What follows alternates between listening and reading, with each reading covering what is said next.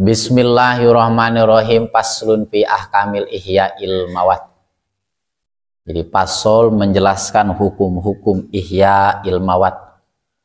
Arti dari ihya'il mawat, membuka lahan mati atau menghidupkan lahan mati. Wa huwa kama qala Rafi'i fi syahri shogir ardun la malikalaha wala yantafi'u biha ahadun.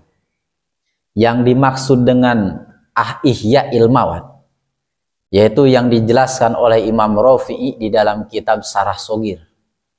Ardun la malikalaha wala yantafi'u biha ahadun, yaitu suatu lahan yang tidak berstatus kepemilikan dan tidak dimanfaatkan oleh orang lain. Jadi yang dimaksud dengan ihya'il amwat yaitu tanah atau lahan yang tidak berstatus dimiliki oleh orang lain, wala yantafi'u bi ahadun, dan tanah tersebut tidak dimanfaatkan oleh orang lain.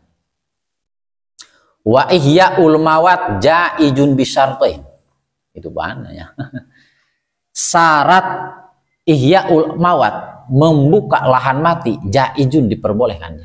Hukum membuka lahan mati ja'izun, diperbolehkan, akan tetapi bisyartaini, dengan dua syarat. Struktur kan?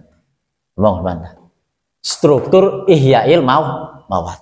Struktur ihya'il mawat, muhyi, arti muhyi orang yang melakukan ihya, orang yang melakukan membuka lahan mati.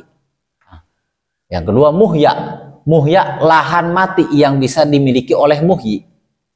Lahan mati yang bisa dimiliki melalui jalur ihya dimiliki nanti oleh muhyi. Misalkan lahan yang mati, lahan yang tidak dikelola. Terakhir ihya. Arti ihya, metode pengolahan bumi mati. Syarat-syarat pengolahan bumi mati. Syarat-syarat menggunakan membuka lahan mati. Ahaduha, syarat ihya. Syarat metode pengolahan bumi mati. Ahaduha ayyakunal muhyi musliman. Syarat pertama. Syarat pertama ayyakunal muhyi, orang yang membuka lahan mati musliman, harus seseorang muslim. Bahkan payusanu lahu ihya'ul ardil mayyitah sawaun adzana lahul imam amla. Bahkan yusanu, disunahkan bagi orang muslim ihya'ul ardil mayyitah, mengelola lahan mati, sawaun adzana lahul imam amla, entah mendapatkan izin dari pemerintah amla atau tidak mendapatkan izin dari pemerintah. Jadi bagi seseorang muslim bahkan disunahkan membuka lahan mati, mengelola lahan yang tidak dimiliki oleh orang lain, entah didapat izin dari pemerintah ataupun tidak dengan izin pemerintah. Allahumma ya Allah. Ila iya ta'ala qabil mawati hakun ka'an hamal imamu qat'atan minhu fa'ahyaha saksun pala yamlikuha ila bi'idnil imam fil asor. Nah, seperti misalkan pemerintah membatasi sebagian dari bumi mati, kemudian ada seseorang yang ingin mengelola lahan mati tersebut, maka bagi yang mengelola tidak bisa memilikinya kecuali atas izin dari imam menurut pendapat Ashab. Misalkan ada suatu lahan yang dibatasi oleh pemerintah, yang dimiliki oleh pemerintah, akan tetapi tidak dikelola. Lahan mati yang dibatasi oleh pemerintah. Maka bagi seseorang yang mengelola lahan tersebut tidak bisa dimiliki kecuali bi'idnil imam, kecuali ada izin dari pemerintah. Misalkan ada suatu bidang tanah yang kosong, akan tetapi bidang tanah tersebut dibatasi oleh pemerintah, maka bagi seseorang yang ingin mengelola tanah yang mati tersebut harus idniri imami, mendapatkan izin, mendapatkan surat dari pemerintah. Wah, bisa jadi di Indonesia Pak ya. Nah, jadi tanah-tanah dimiliki oleh pemerintah, tapi tidak dikelola oleh pemerintah. Ketika ada seseorang yang ingin membuka lahan tersebut, illa bi'idnil imam, harus mendapatkan izin dari pemerintah. Paham ya? Amadimi wal muahad wal musta'man falaisa lahum ihyahu walau adina lahum imam. Sedangkan bagi orang kafir dimi, kafir yang tidak memusuhi Islam. Entah bagi kafir dimi, kafir muahad, kafir musta'man, falaisa lahum, maka bagi mereka ihyaul falaisa lahum ihyaun walau adina lahum imam. Tidak diperbolehkan untuk membuka lahan mati, tidak diperbolehkan untuk mengelola lahan mati, walaupun biidnil imam, mendapatkan izin dari pemerintah. Jadi bagi kafir muahad, bagi kafir dimi, kafir muahad, kafir musta'man, orang kafir tidak diperbolehkan melakukan membuka lahan mati, walau biidnil imam, walaupun mendapatkan izin dari imam. Jadi hukumnya haram. Bagi orang kafir membuka lahan mati, memiliki lahan mati, hukumnya haram. Wasani, syarat yang kedua, antakunal ardu hurrotan lam yajri alaiha milkul muslim. Syarat yang kedua, lahan mati tersebut harus merdeka. Arti dari merdeka, lahan mati yang tidak dikelola oleh orang lain, yang dimaksud dengan hurroh, merdeka, tidak berstatus kepemilikan orang lain. Lahan tersebut memang benar-benar tidak ada yang memiliki. Wa fi ba'di nusahi antakunal ardu hurrah. Di mana Pak aya di orang paling di Gunung Pulau Sarinya. Di gunung-gunung ya. Paling ya. Di mana? Di Gunung Lobanya nggak milikinya.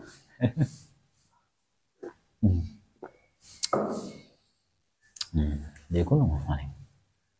Wapi ba'di nusahi antakunal ardu hurrah. Tapi di dalam sebagian redaksi matan, antakunal ardu hurrah menggunakan lapan antakunal ardu hurrah, tapi maksudnya sama, yaitu tanah yang sama sekali tidak dimiliki oleh orang lain.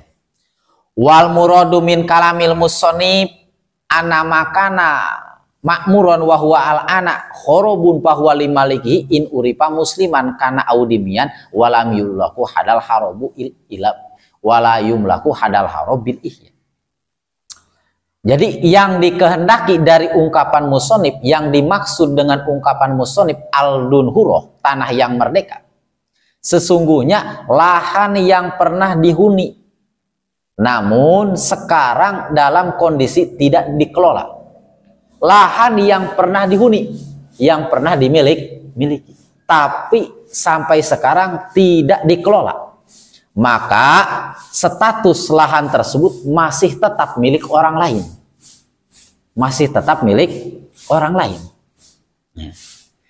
Jika orang tersebut diketahui, baik orang Islam atau orang kafir dimi, dan lahan kosong tersebut tidak bisa dimiliki dengan cara dikelola. Misalkan ada suatu lahan yang pernah dikelola, yang pernah dihuni oleh orang lain. Terus tanah tersebut ditinggal bertahun-tahun oleh pemiliknya. Maka bagi orang yang ingin mengelola tersebut tidak diperbolehkan. Karena tanah tersebut masih berstatus milik orang pertama yang mengelola pertama, yang pernah menghuni tanah tersebut.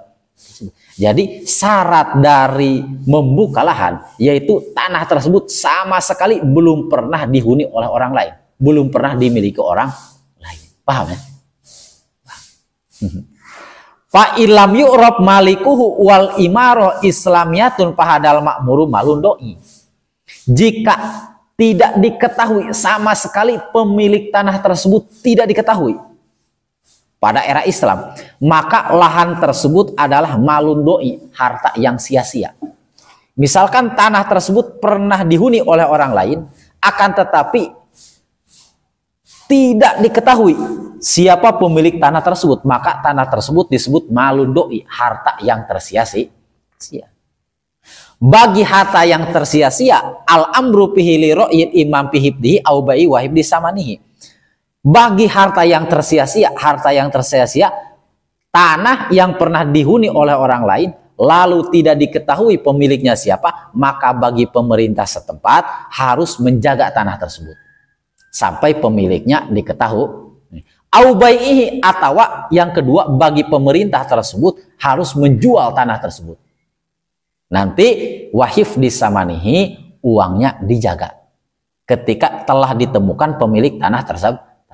Paham? Jadi ketika tanah yang pernah dihuni lalu ditinggal, maka tanah tersebut termasuk maludoi, harta yang disia-sia, harta yang tersia-sia. Bagi pemerintah setempat harus menjaga tanah tersebut sampai pemilik tanah tersebut diketahui. Atau jalan yang kedua, tanah tersebut dijual dan uangnya disimpan sampai pemilik tanah tersebut diketahui. Paham?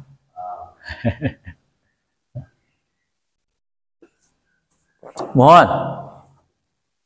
Ulan.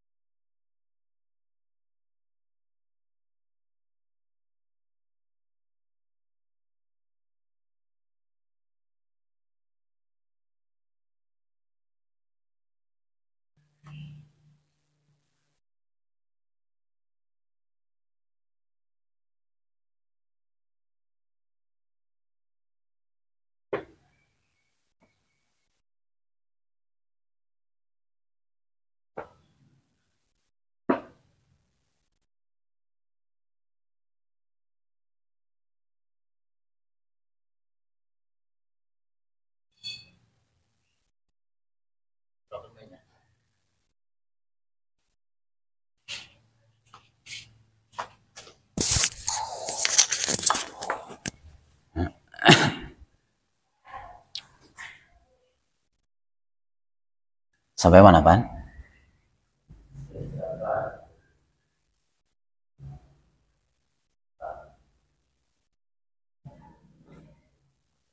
Fa in kanal ma'muru wa in kanal ma'muru.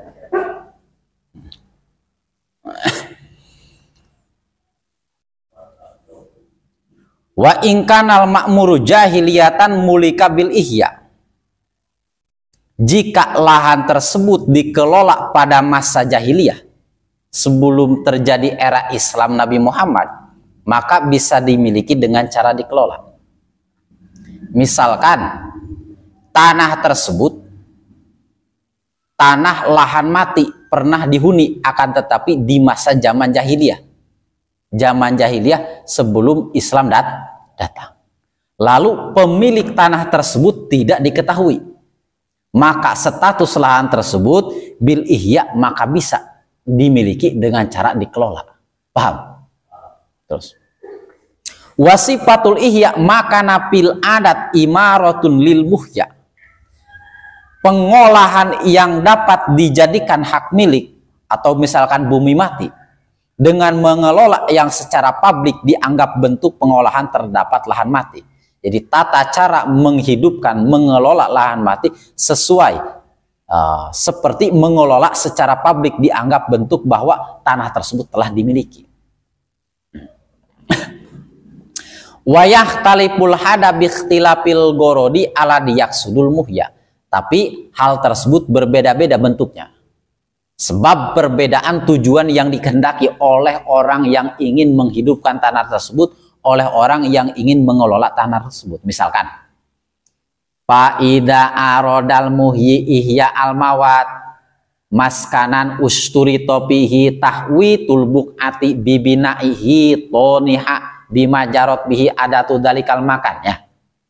Min ajrin au hajarin au kosbin. Misalkan jika ada seseorang yang ingin mengelola lahan mati, yang ingin membuka lahan mati, akan tetapi lahan mati tersebut ingin dijadikan maskan, ingin dijadikan rumah, maka bagi seseorang tersebut usturi topihi disyaratkan harus memagari lahan tersebut dengan membangun pagar dengan sesuatu yang berlaku secara publik di daerah tersebut, misalkan berupa bata, berupa batu, au kosbin atau bambu. Jadi misalkan jika ada seseorang yang ingin mengelola lahan mati dan lahan tersebut tujuannya untuk dibuat maskan, dibuat rumah, dibuat majelis, masjid, maka bagi seseorang tersebut disyaratkan harus memagari tanah tersebut Atau misalkan entah berupa bata, dipagari atau batu, au kosbin atau pagar tersebut terbuat dari bambu. Paham? Wasturito aidon sakbu ba'diha wa nasbu babin, dan juga disyaratkan bagi bangunan tersebut harus memiliki atap. Atau wanas bubabin, dan bangunan tersebut harus memiliki memasang pintu. Wa in aradal muhyi ihya al mawat zaribatan dawabi payak pitahwi tuduna tahwiti sukni wala yustaratu sakbu. Jika ada seseorang yang ingin membuka lahan mati, mengelola lahan mati, tapi tujuannya hanya untuk membangun kandang hewan. Misalkan membuka lahan mati, mengurus lahan mati, tujuannya untuk membuka, menjadikan kandang hewan. Cukup tahwi tusukna, tahwi tuduna tahwi tisukna, cukup memagari lahan tersebut.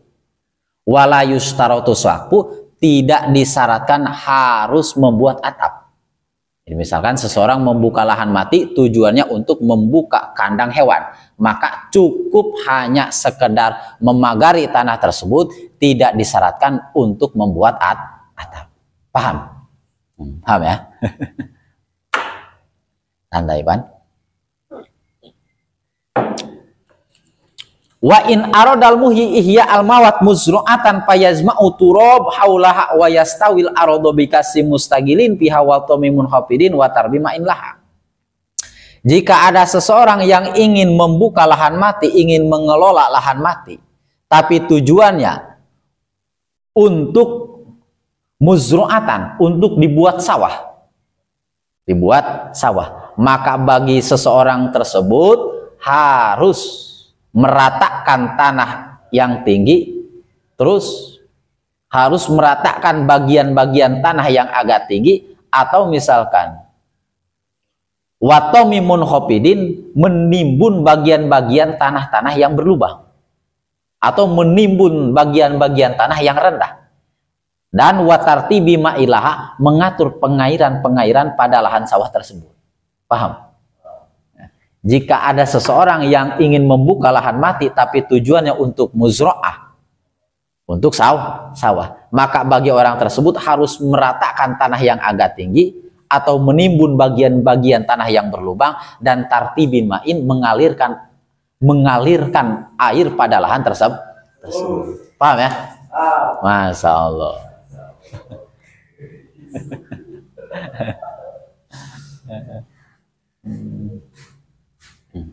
Kalau kalau ya.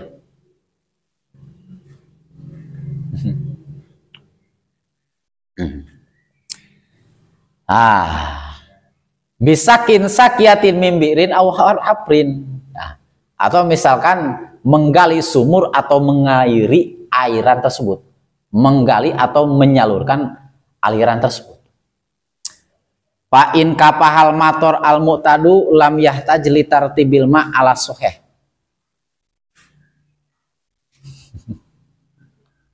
Kenapa?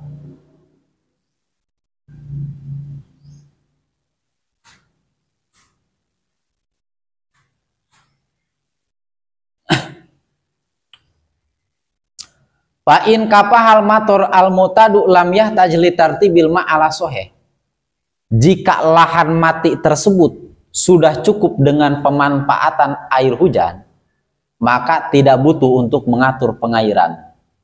Jika lahan tersebut, daerah tersebut sudah cukup dengan menggunakan curah hujan, maka tidak harus untuk mengairkan, membuka irigasi. Wa in aradal muhyi ihya al mawat bustanan pajak muturo buat tahwitu haulal ardil bustan injarot bil adat wa yustaratu ma'adalikal gorsul alal madam. Jika ada seseorang yang ingin membuka lahan mati tapi tujuannya untuk bustan, untuk membuat kebun, cukup mengumpulkan tanah, membuat pagar di sekeliling tanah kebun tersebut. Jika memang secara publik hal tersebut berlaku, misalkan daerah tersebut jika ingin membuka bustan, membuka kebun, maka harus dipagari. Maka kita harus memagari tanah tersebut. Jadi jika ada seseorang yang ingin membuka lahan mati, tapi tujuannya untuk membuat bustan, membuat kebun, maka cukup membuat pagar. Wa'lam annal ma'al mukhtasab bisasin la yajibu badluhu limasyati ghairi mutlaq. Wa'lam, ketahuilah sesungguhnya air yang sudah tertentu untuk seseorang, yang dimiliki seseorang, maka tidak wajib diberikan pada binatang orang lain, binatang ternak orang lain secara mutlak. Nah, sering terjadi. Wa inna ma yajibu badul ma bisalasati syara'id. Kewajiban memberikan air kepada orang lain hanya berlaku dengan 3 syarat. Ahaduha ayafdula an hajati aysohibil ma. Yang pertama, air tersebut telah lebih kebutuhannya. Maksudnya orang yang memiliki air tersebut sudah tercukupi kebutuhannya, maka diperbolehkan memberikan air tersebut. Fa ilam yabdul bada abinafsihi wala yajibu badluhu bigoirihi. Jika air tersebut tidak lebih, hanya cukup untuk pribadi, maka dahulukanlah untuk pribadi, untuk dirinya sendiri. Wala yajibu badlu ligoirihi. Air tersebut tidak wajib diberikan oleh orang lain. Paham ya? Wasani ayah taja ilahi goiruhu imali nafsi aulibaini. Syarat yang kedua, air tersebut dibutuhkan oleh orang lain, baik untuk dirinya atau untuk binatangnya. Bangunan. Oh, bangunan itu wajibnya. Itu wajib bangunan. Hada idaka nahunaka kala untaraul masya wala yumliku ra'yuhu ila bisakil ma. Hal ini ketika di sana terdapat padang rumput yang digunakan untuk mengembala kambing ternak dan tidak mungkin untuk mengembala di sana kecuali dengan memberi minuman air. Misalkan ada suatu tanah tersebut terdapat sumur, di sekeliling sumur terdapat rumput, tapi orang lain mengembala kambing tersebut di lahan tersebut dan mengambil airnya di lahan ladang tersebut. Wala yajibu aibadul ma lizat igoirihi wala lisajarihi.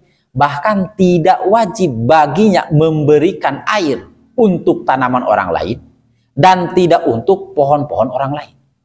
Tidak wajib. Wajib. Ketika air tersebut hanya cukup untuk diri sendiri, maka tidak wajib diberikan kepada orang. Wasalis antakunal ma'u fi makbaratin wa huwa mimma yastakhlifu bibirin aw ainin. Syarat yang ketiga, air tersebut masih berada di tempatnya. Air tersebut masih berada di sungai atau masih berada di sumur, yaitu tempat keluar air. Atau misalkan air sumber. Faida akhodahal ma'lupina in lam yajib badluhu ala soy. Sehingga ketika air tersebut telah diambil oleh pemilik, air tersebut telah diambil sebuah wadah sanyo misalkan, lam yajib, maka tidak wajib diberikan kepada orang lain menurut pendapat Aso. Misalkan air tersebut telah dikeluarkan dari timba melalui sanyo, maka lam yajib, tidak wajib diberikan kepada orang lain. Wahai suyajibu badlulil ma'pal muradu bihi tamkinul masyah min huduri halil bi'ri ilam yatadharul sahibul ma' bizar'i au masyah.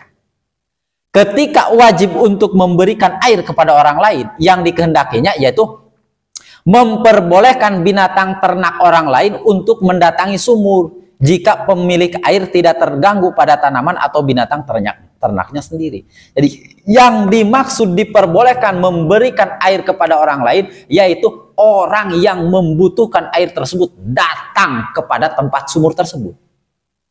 Bukan orang yang memiliki air membawakan air kepada orang lain. Jadi pertama, wajib memberikan air kepada orang lain yang membutuhkan air tersebut datang kepada pemilik. Datang kepada sumber air tersebut. Bukan orang yang mempunyai air langsung mengasihkan kepada orang tersebut. Tidak. Fa intadoro biwurudiha muni'at minhu wastaqolaha azartul qolahul mawardi. Jika hewan tersebut datang kepada pemilik rumah, akan tetapi hewan tersebut yatadoror, memberikan kerusakan, maka muniat hewan tersebut tidak diperbolehkan datang kepada tempat air tersebut. Paham? Paham kan? Paham ya? Jika hewan tersebut dibawa kepada sumur dan sumur tersebut, lahan sekitarnya bisa rusak karena hewan orang lain, maka hewan tersebut muniat dicegah untuk datang kepada lahan tersebut.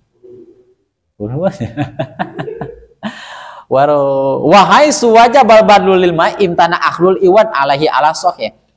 Jika air tersebut wajib diberikan kepada orang lain, misalkan orang lain sekarat jika tidak meminum air tersebut wajib diberikan kepada orang lain. Imtana ahlul iwan, bagi pemilik air tidak diperbolehkan mengambil upah atas air yang telah diberikan. Misalkan Irfan wajib memberikan air kepada orang lain karena orang lain misalkan sekarat. Jika tidak memberikan air maka mati.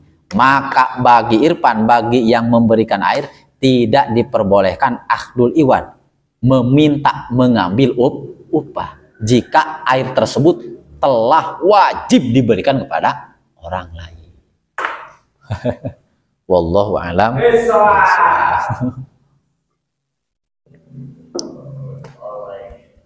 Clear, Pak?